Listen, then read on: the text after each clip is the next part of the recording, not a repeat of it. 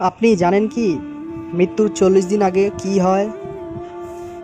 যখন মানুষের জীবনের শেষ 40 দিন বাকি থাকে তখন তার সাথে কি ঘটে?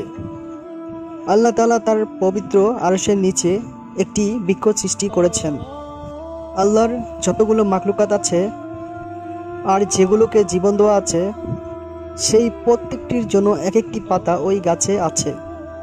যখন কোনো ব্যক্তির জীবনের শেষ 40 দিন বাকি থাকে তখন সেই গাছ থেকে একটি পাতা ছুটে এসে মালাকুল মাউত হযরত আজরাইল হযরত সাল্লাল্লাহু আলাইহি সাল্লামের কাছে চলে আসে।